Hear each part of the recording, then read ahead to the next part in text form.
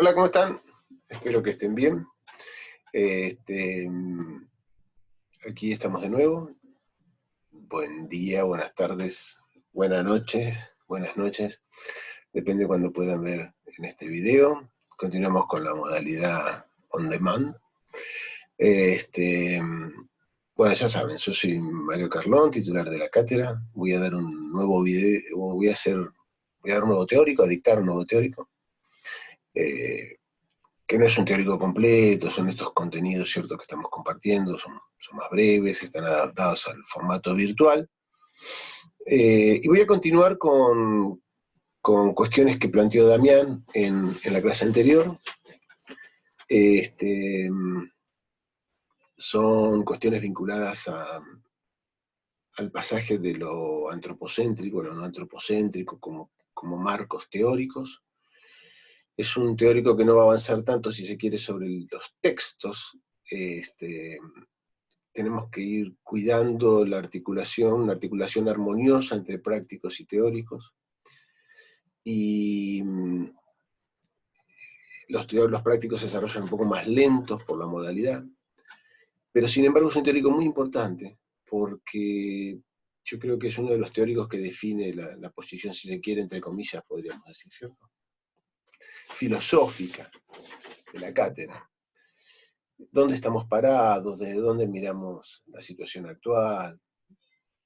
¿Cómo vemos lo que está sucediendo? No voy a detener mucho más en toda esta introducción porque el tiempo pasa y después los videos se hacen muy extensos, no son buenos. Esta modalidad no es tan fácil. Así que ya mismo comienzo, voy a compartir pantalla, denme un segundo. Ahí estoy abriendo el video, estoy abriendo el PowerPoint, perdón. Tengo que volver al principio, compartirlo en grande. Ahí estamos. Voy a ubicar este video donde me ven a mí en un lugar que no moleste mucho. Bueno, ya les dijimos que estamos un poco en una especie de presentación de la materia y en una reflexión de la materia de la época que estamos viviendo, que es tan particular, ¿no? Se produjo este escenario global y la verdad que la materia venía pensando en muchas cosas que tenían que ver con lo que está pasando, así que tratamos de darle este enfoque aprovechando esas cuestiones sobre las que nosotros veníamos reflexionando. Esto es una semiótica en tiempos del coronavirus, podríamos decir, ¿no? Si uno piensa el marco de la asignatura, esto es introductorio, nosotros hablamos de una cierta semiótica abierta, que era una idea que tenía Liceo Verón, que es un referente principal para nosotros en esta cátedra. Y esta semiótica abierta es una semiótica entonces abierta a su diálogo con otras ciencias sociales. Se encuentra, si se quiere, entre los estudios sociológicos, los estudios de la comunicación y los estudios sobre mediatizaciones. Si vemos esto de una mirada veroniana, podríamos decir, primero están los estudios de mediatizaciones que están allá abajo, donde aparece la imagen de él. Ahí estaba presentando la semiosis social 2 en un evento muy lindo que tuvimos en Rosario. Y la reflexión con cada campo se presenta a partir de nociones particulares, ¿no? Cuando hablemos de la relación con la sociología, estamos hablando de la relación perdón que me acomodo, con nociones como actores sociales, y cuál es el vínculo entre esa noción y la de enunciadores que utilizamos nosotros, y cómo la utilizamos.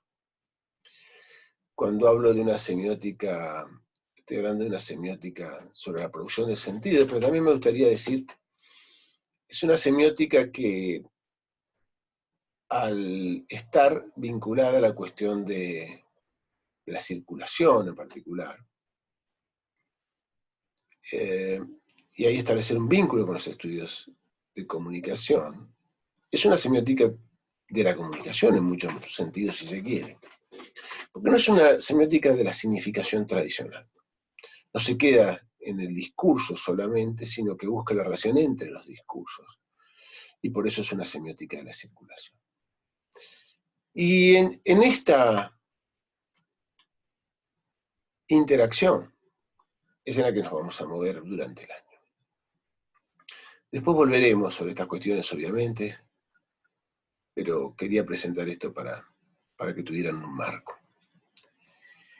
El tema del Teo de hoy es el pasaje de un paradigma antropocéntrico a uno no antropocéntrico, y lo que sería el desarrollo de un enfoque no antropocéntrico desde esta materia, ¿no? Que no lo inventamos nosotros, por supuesto. Esta cuestión de un enfoque no antropocéntrico se viene discutiendo en distintos campos, ahora hablaremos un poco intensamente. ¿Para qué necesitamos un enfoque no antropocéntrico? Esta siempre es una pregunta importante, ¿no? ¿Para qué necesitamos algo? ¿Por qué necesitamos incluirlo? ¿Por qué necesitamos desarrollarlo? ¿Cuáles son nuestros objetivos cuando hablamos de esto? No todas las semióticas tienen un enfoque no antropocéntrico. Nosotros lo tenemos, entonces la pregunta es pertinente. Supongamos que, perdón, queremos comprender la situación que estamos viviendo en relación con el desarrollo de esta pandemia. Estamos en un momento de una circulación global de un virus, que eso es una pandemia. Por supuesto no es una comprensión exhaustiva, ¿sí? No, entender algunas cuestiones que desde nuestra perspectiva se pueden focalizar. Y la pregunta que nos tenemos que hacer es, ¿qué es lo que ha cambiado desde que esta situación emergió? Una cuestión que podemos decir es que la naturaleza ha cambiado de rol, es decir, ha abandonado un rol que el capitalismo le había asignado, nuestra sociedad le había asignado, y se ha convertido en un factor fuera de control. Para empezar, para la ciencia médica, ¿cierto? ¿Cuál era su rol? Su rol era, por ejemplo, el de un recurso infinitamente explotable, que estuviera bajo control. Es decir, cuanto menos amenazante posible, cuanto menos destructiva posible. O también el rol que le asignaba la estética, es decir, un rol para ser apreciada, ¿cierto? La estética de lo bello natural se funda en el siglo XVIII, a la par que se fundan las bellas artes, y había que se enseñaba a hacer una apreciación estética de la naturaleza. Hoy se ha expandido un virus a nivel global. No hay un recurso médico que nos salve fácilmente de esa situación si nos contagiamos, y por consiguiente se ha alterado la interacción naturaleza-sociedad.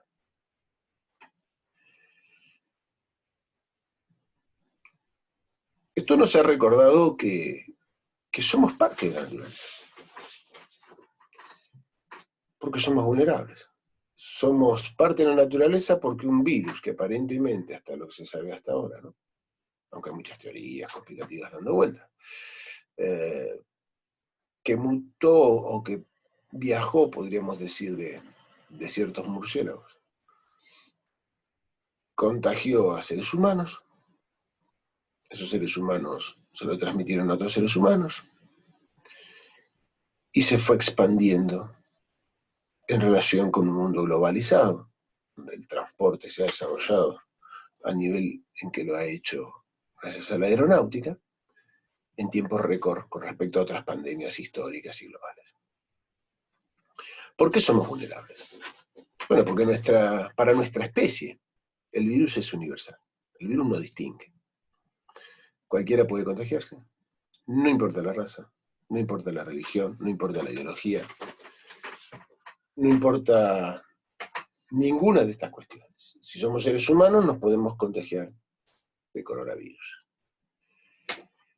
En ese sentido es universal, en lo cual es la dimensión biológica es universal.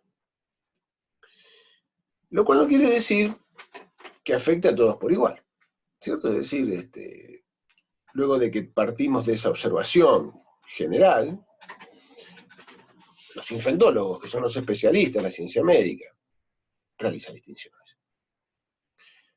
Entre esas distinciones construye colectivos, y dice, bueno, hay un segmento de la población que es de mayor riesgo, que son los mayores, hay segmentos de la población que son de menos riesgo, mortal, ¿cierto?, de morir, que son los más jóvenes, los más niños, los niños.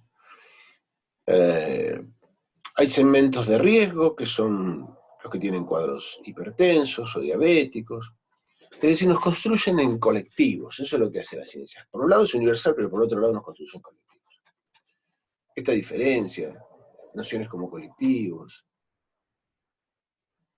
la vamos a utilizar mucho en la materia. Estoy introduciendo nociones a la vez que hago esto, ¿cierto? Y esos colectivos están formados por individuos. Entonces uno puede ser parte de un colectivo, pero después está la reacción del sistema inmunológico de cada uno de nosotros como individuos en relación con esta expansión del virus. Colectivos, individuos, son nociones de la sociología que nosotros en esta materia vamos a utilizar. ¿Podemos analizar la expansión global de un virus como el coronavirus desde un paradigma antropocéntrico?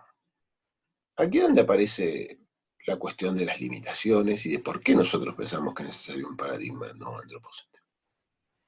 Volvamos a la teoría de análisis de los discursos sociales que Verón escribió en el año 87, ¿no? El objeto de estudio de la teoría de análisis de los discursos, de la semiótica para él, era la semiosis social. Es decir, la producción social del sentido o la red semiótica. Aquí hay cuestiones en las cuales nos vamos a detener y sobre las cuales vamos a volver, que son muy interesantes. Verón utilizaba en esos años el concepto de red, que hoy es un concepto muy importante, no era tan importante en esos años. Él dice, bueno, tanto desde el punto de vista sincrónico como diacrónico, que son dos dimensiones temporales, la semiosis social es una red significante infinita. En todos sus niveles tiene la forma de una estructura de encastramientos, que está atravesado por una dimensión diacrónica e histórica, ¿cierto? Es una red significante infinita. Verón graficaba esa red funcionando con una estructura de encastramientos de esta forma para un discurso que podía ser el discurso científico, por ejemplo, ¿cierto? Operaciones de producción a las cuales siguen operaciones de reconocimiento, nuevas condiciones, operaciones de producción, etcétera, etcétera, etcétera. Esto tiene una dimensión diacrónica, se va sucediendo en el tiempo, y da cuenta de un fenómeno muy importante, es de que estamos inscriptos en redes sociales que nos exceden como individuos, con una metodología y con una teoría que pensaba la noción de red. Ahora, ¿cuál era el estatuto de esa red? La red infinita de la semiosis social, dice Verón, se desenvuelve en el espacio-tiempo de las materias significantes. Por eso es una perspectiva materialista. De la sociedad y de la historia. Estos últimos dos aspectos yo los destaco, es decir, tiene una dimensión diacrónica, una dimensión histórica, como se va desarrollando. Pero por otro lado, está la cuestión de que está concentrado en la dimensión de la semiosis justamente social, y está concentrada en atender a la producción social del sentido. Desde ese punto de vista, lo que estamos hablando es de la producción de sentido entonces en la red social, y es una dimensión o una perspectiva de carácter antropocéntrico, en el sentido en que no estudia, por ejemplo, la interacción naturaleza-sociedad. Pensar interacciones como naturaleza-sociedad nos lleva a pensar modelos teóricos diferentes, y nosotros desde hace un tiempo hemos ido por ese camino. Ya veremos que Verón también, enseguida voy a volver sobre estas cuestiones, porque este era un texto del año 87, no son los últimos textos de él. Recordemos que la tesis de él tenía dos dimensiones, como explicó muy bien Damián, ¿cierto? Es decir, dos hipótesis. La primera era que todo fenómeno social es un proceso de producción de sentido, entonces podemos pensar desde una manifestación hasta pedir tomar una gaseosa en un bar como un fenómeno social que produce sentido.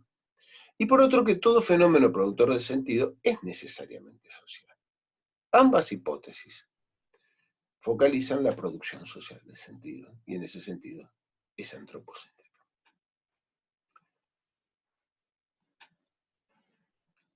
¿A dónde nos llevaría un enfoque no antropocéntrico en relación con la circulación global del virus, con la pandemia?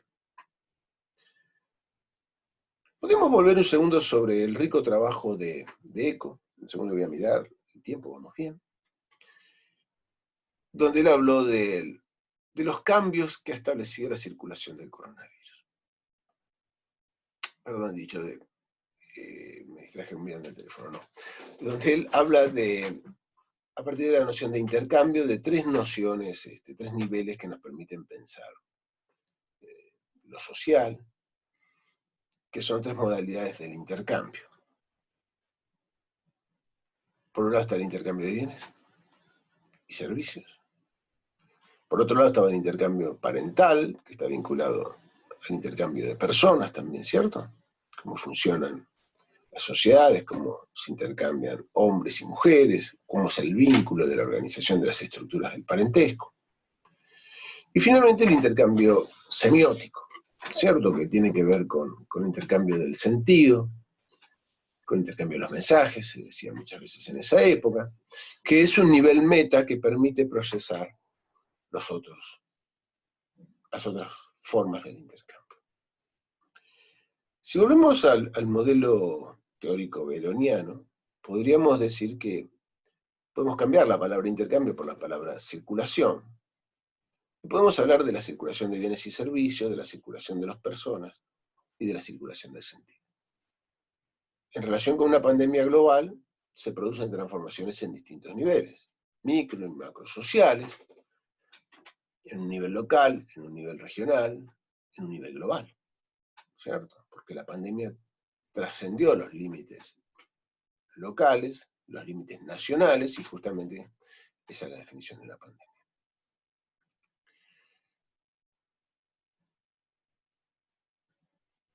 La circulación de bienes y servicios está profundamente afectada.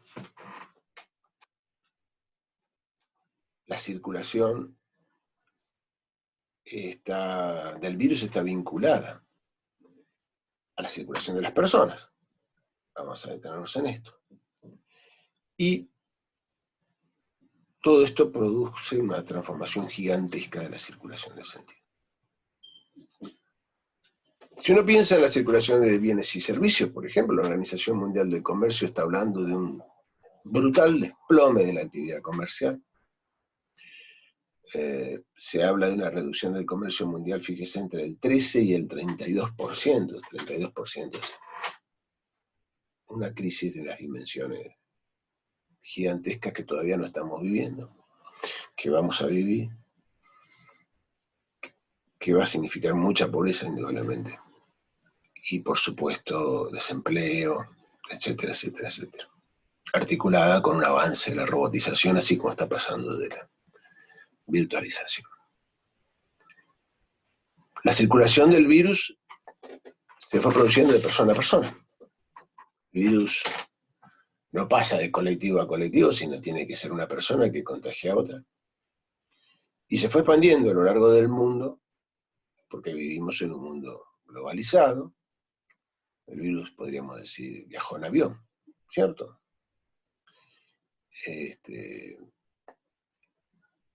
Pasó a Europa, está en discusión cómo llegó, a Estados Unidos, se habla de dos vuelos diarios que llegaban a Nueva York desde Wuhan, llegó a Sudamérica, el virus se va desplazando, pero su circulación se va haciendo primero de persona a persona. Y la circulación del sentido está afectada por procesos múltiples, entre ellos los procesos de la mediatización, las transformaciones que se producen en la mediatización como esta que estamos viviendo en este momento, que es el pasaje de una cátedra, por ejemplo, que es algo muy chiquito, pero que está pasando con todos los sistemas educativos y con muchas otras que afectan modalidades del comercio, etcétera, etcétera, etcétera. Y se produce por fenómenos muy importantes e impactantes en la vida social y pública en esos espacios que construimos para tener a la naturaleza dominada, que son las ciudades, ¿cierto? Las ciudades se van quedando vacías, los espacios públicos empiezan a quedar vacíos, ahora están empezando a ser ocupados de a poco. Pero esto resignifica las relaciones entre el hogar y los espacios públicos. El hogar se convierte en una especie de espacio de confinamiento. Es decir, que toda esta interacción naturaleza-cultura y su transformación, naturaleza-sociedad, está generando una transformación gigantesca en los procesos sociales de producción de sentido. Ahora, esto no aparecía en los modelos antropocéntricos para estudiar el sentido. Se transforman las ciudades, que se quedan vacías, pero se transforma la interacción de las personas que hacen música, los que aplauden, los que desarrollan mapping, los que desarrollan cacerolazos. Es decir, esto es en Italia, es decir, hay múltiples transformaciones de las prácticas sociales como consecuencia de lo que estamos viviendo. Entonces, sintetizando un poco, un enfoque no antropocéntrico intenta explicar la interacción naturaleza-semiosis social. Intenta explicar la interacción naturaleza-tecnología, algo de lo que todavía no hablamos y empezaremos a hablar de a poco, ¿cierto? Intenta poder dar cuenta, además, de la interacción naturaleza-maquinismo-sociedad. Es decir, la sociedad tiene su propia historia, la economía explica un montón de procesos sociales, pero los fenómenos de producción de sentido en los cuales vivimos están afectados por interacciones complejas, donde la interacción naturaleza y el maquinismo, o la tecnología, son muy importantes. En relación con la naturaleza, los enfoques antropocéntricos son principalmente evolucionistas. Es decir, uno tiene dos ideas sobre la creación del universo y de la vida, o es creacionista, ¿cierto? El universo es una creación a la manera que lo piensa la religión, las religiones, o es evolucionista. El enfoque no antropocéntrico, que nosotros por supuesto adherimos, es evolucionista. El ser humano es producto de una evolución natural. Y en relación con la tecnología, reconoce la autonomía de las máquinas, ¿cierto? La capacidad de las máquinas de producir sentido.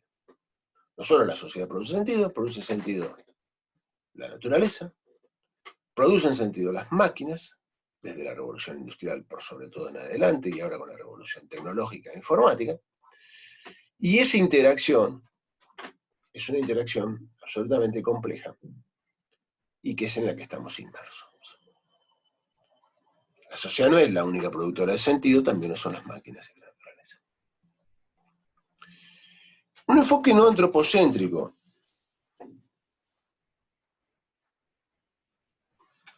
en relación con la naturaleza es un enfoque evolucionista. Como decimos, y por supuesto hay marcos teóricos para pensar esto.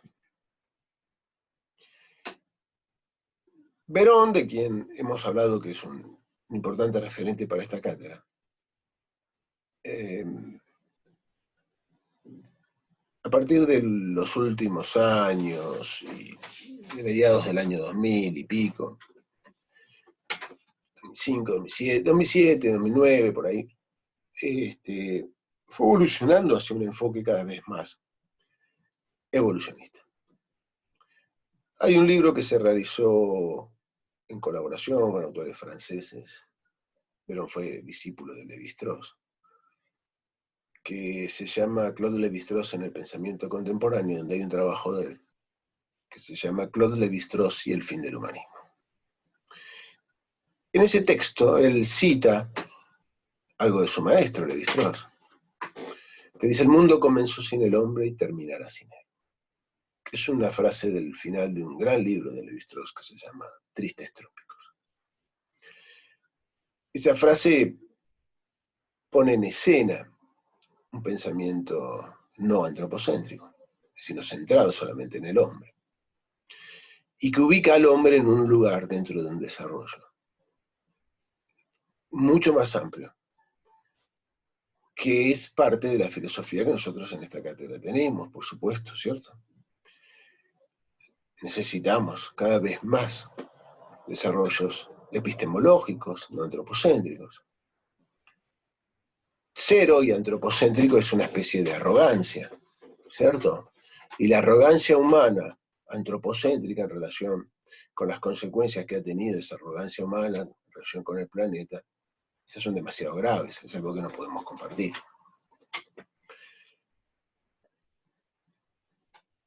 La idea, entonces, de una perspectiva evolucionista estaba presente en ese libro y en ese texto de él, y él estaba muy influenciado en ese texto por un autor que se llama Jean-Marie Schaeffer, quien había publicado un libro en el año 2007, que se llama El fin de la excepción humana. Fíjense el título, Fin de la excepción humana, y el texto de Verón sobre el fin del humanismo. En ese libro, Schaeffer dice que la tesis no antropocéntrica sostiene que solo podemos comprender nuestra situación a partir de la asunción de que los humanos somos seres vivientes entre otros seres vivientes, con todo lo que eso implica, y que la unidad de la humanidad es la de una especie biológica.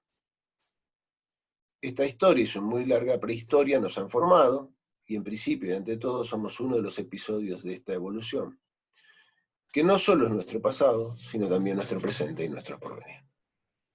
Al mismo tiempo, dice, no podríamos separarnos del conjunto complejo e inestable de las formas de vida que coexisten actualmente sobre la Tierra.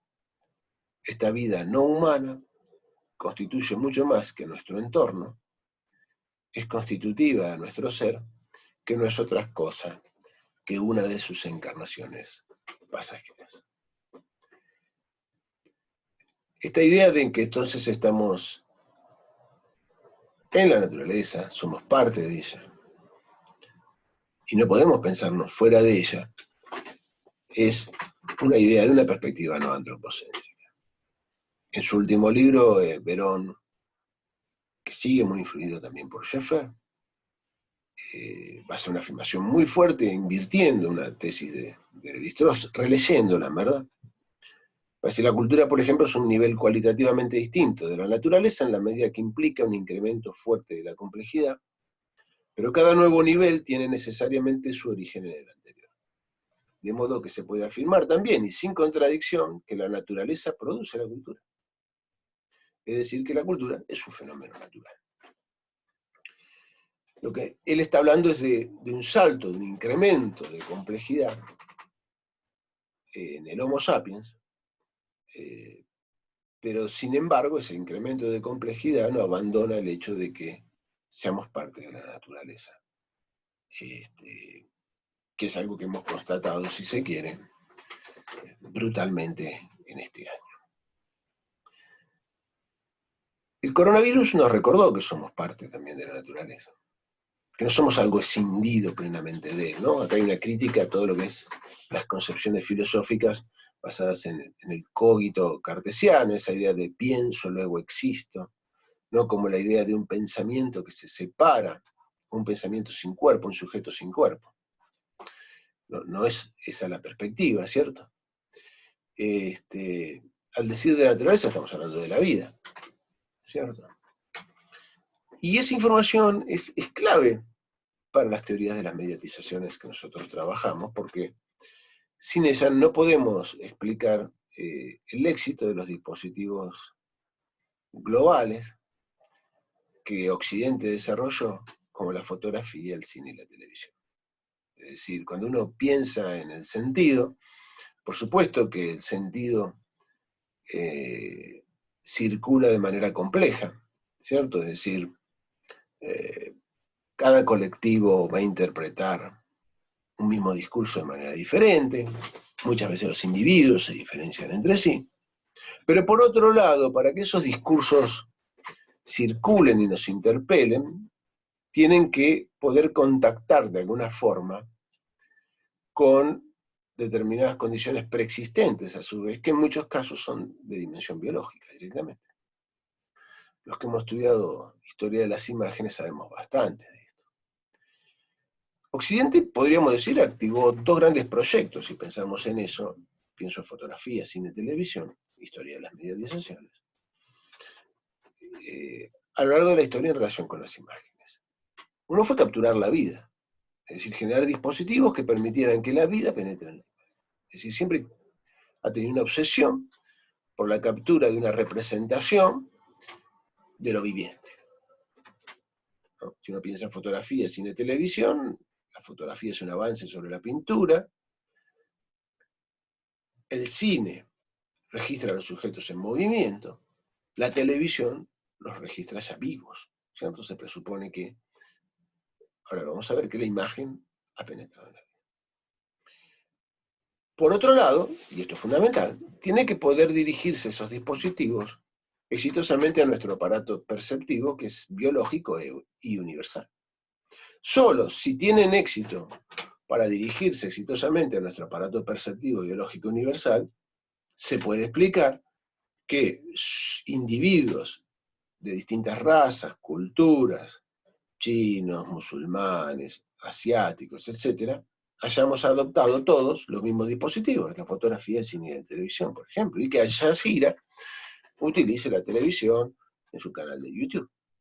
Es decir, hay algo que es universal y que tiene que ver con el diseño de los dispositivos que Occidente construyó. Eso solo es comprendido de una mirada no antropocéntrica. Desde la antigüedad, decíamos, una obsesión de Occidente ha sido captar a través de la representación la vida. La vida fue penetrando progresivamente en las imágenes, como decíamos recién, en la fotografía, el cine y la televisión en directo. Si uno piensa cómo se construyó esa gesta, hay trabajos de grandes historiadores del arte, por ejemplo, Ernest Gombrich, quien explicó, digamos, que el proyecto de construir una imagen convincente venía de la antigüedad griega. Frente a este mosaico, que es un mosaico romano, pompeyano, que es copia de uno griego, él dice que podemos ver esta imagen como si fuera una fotografía. Tenemos un punto de vista en relación con el cual, que está construido una imagen, y con el cual siempre nos podremos identificar, ocupar un lugar en relación con él. Y ese punto de vista obviamente está construido sobre lo que él llama el principio del testigo ocular, ¿no? Dice Gombrich, cómo a partir del momento en que aparece el proyecto de crear una imagen convincente, lo que más tarde llamé el principio del testigo ocular, se termina por producir la ilusión de la imagen. Si realmente adoptamos este principio del testigo ocular, es decir, si queremos representar una escena como si estuviéramos allí para contemplarla, debemos utilizar la técnica del escorzo y todas las técnicas que conducen a la perspectiva.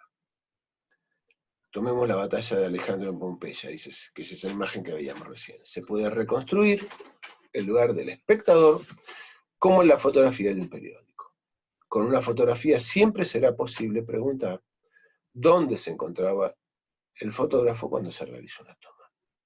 Es decir, que, según Gombrich, lo que está presupuesto en esa imagen deriva finalmente en la construcción de imágenes de este tipo, donde siempre nos podremos preguntar dónde estaba el fotógrafo y ocupar su lugar, porque el dispositivo contiene una construcción espacial que es acorde con cómo nuestra especie absorbe las imágenes y el espacio. ¿Cierto? Ese nunca fue el proyecto de otras culturas. Es propio de nuestro desarrollo de la historia occidental haber tratado de construir imágenes correctas. Y como siempre fue ese el proyecto, fue Occidente quien desarrolló dispositivos que tuvieran capacidad de globalizarse.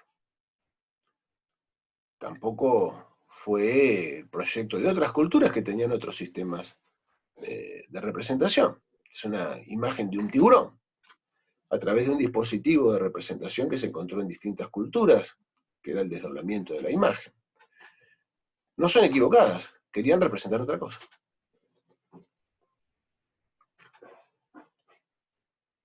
El efecto de haber logrado dispositivos que capten la vida, finalmente, como fue la toma directa, que lograran que la vida penetrara en la imagen, fue que la imprevisibilidad penetró en la imagen. Porque la vida es imprevisible. Es lo que pasó con la famosa transmisión cuando De la Rúa fue a Showmatch. Se sucedieron una serie de acontecimientos imprevisibles, busquen el video, lo van a ver, es muy divertido y muy trágico, que generaron el hecho de que ese acontecimiento nunca se ha olvidado, ¿cierto? Hoy la vida se ha trasladado desde quienes producen las imágenes, las instituciones, históricamente, al polo de la recepción, ¿cierto? Es decir, aquel que hace una visualización a través de imágenes de realidad virtual, se va a encontrar con la posibilidad de girar su cabeza libremente, rompiendo el marco y generando un proceso de inmersión en realidad virtual gigantesco, justamente porque el dispositivo hace que se adapte a sus condiciones, que es la posibilidad de mover la cabeza libremente. Esto no tiene nada que ver con el cine, con la televisión, etcétera, etcétera, etcétera. Pero en algún punto, siempre el principio es el mismo. Se generan dispositivos que se adaptan a nuestras condiciones biológicas. Entonces ahí hacemos la inmersión. Occidente lo que logró fue generar dispositivos que se dirijan exitosamente hasta nuestro aparato perceptivo. Nosotros vemos en perspectiva. Otras especies, animales no. Entonces se desarrolló la perspectiva para imitar nuestro modo de ver, que es el modo en el que funciona nuestro dispositivo óptico.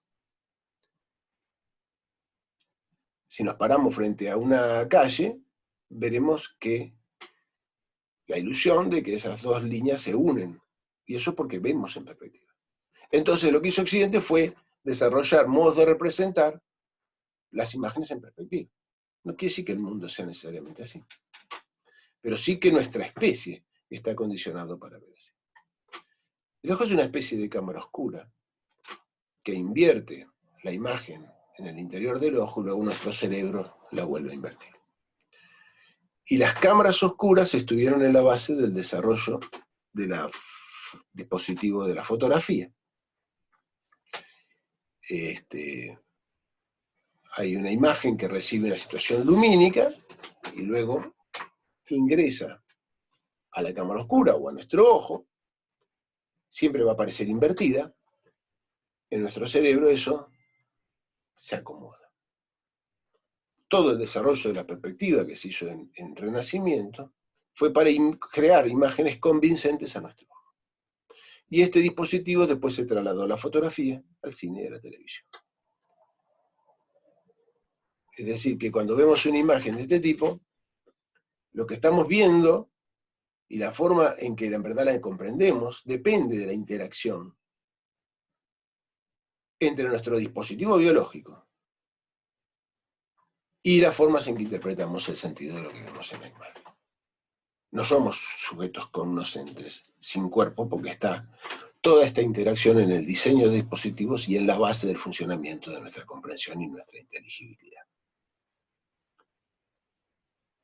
Un enfoque no antropocéntrico también piensa que las máquinas producen sentido. Decíamos, ¿no? Un autor, por ejemplo, que ha trabajado esto ha sido Bruno Latour. Bruno Latour desarrolló una teoría que tiene mucha influencia en algunos ámbitos, aquí en Argentina no tanto, que se llama la teoría del actor red. Y dice, no solo hay que estudiar a los actores sociales, otros actantes son tan importantes como los actores sociales. Los objetos, las máquinas y la naturaleza. Si uno piensa en el funcionamiento de los dispositivos, de los medios de comunicación masiva, la fotografía introdujo una capacidad que es la generación automática de las imágenes, no hay que dibujarlas, ¿cierto? Que le dio a las máquinas una capacidad de enunciación no prevista por el sujeto operador. Hay un film que les recomiendo ver que se llama Blow Up, que es un clásico sobre la vida de un día de un fotógrafo que toma unas imágenes en una ciudad, en un parque, y después cuando las amplía en su casa se da cuenta de que era registrado cosas que en ese momento no vio,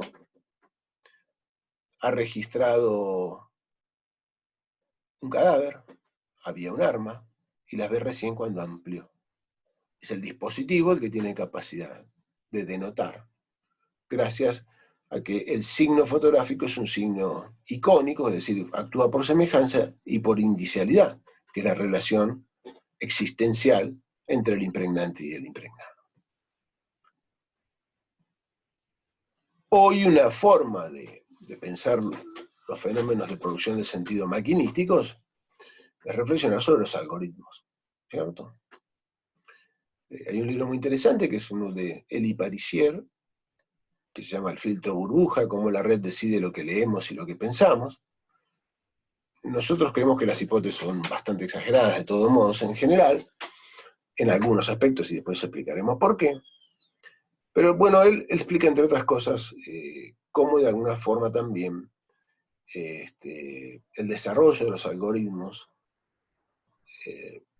es un desarrollo que construye estas burbujas de las que él habla, en las cuales quienes navegamos nos encontramos inmersos, y que son modalidades de producción de sentido maquinísticas, que entre otras cosas podríamos decir, construyen colectivos dentro de esos espacios que son las redes sociales mediáticas, como Twitter, Facebook, etc. Él da el ejemplo de Google, que es muy interesante, ¿no? Como desde su punto de vista, en 2009, Google evoluciona, ¿sí?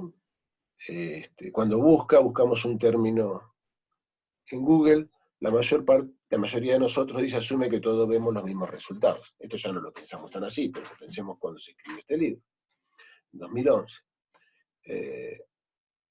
Aquellos que PageRank, el famoso algoritmo de la empresa, sugiere que son los de mayor relevancia a partir de los enlaces de otras páginas.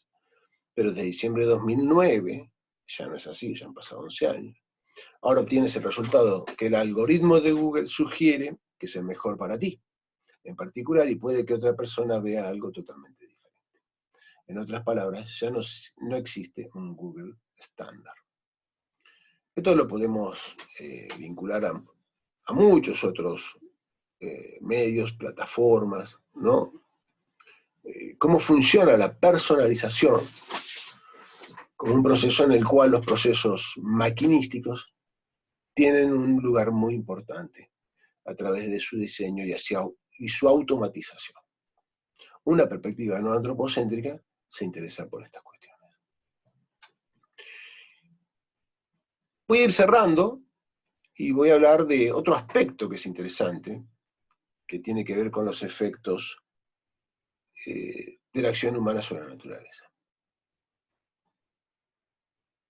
Pero creo que voy a dejar esto aquí porque me parece que se va a cortar el tiempo de la transmisión de la grabación me voy a despedir. Nos vamos a ver la próxima semana, donde vamos a retomar todos estos temas. Les dejo un gran abrazo. Es un gusto que estén en la cátedra. Y les digo, chao. ¿Sí?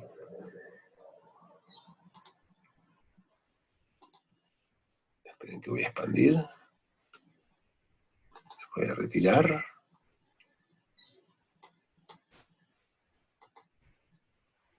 Un segundo.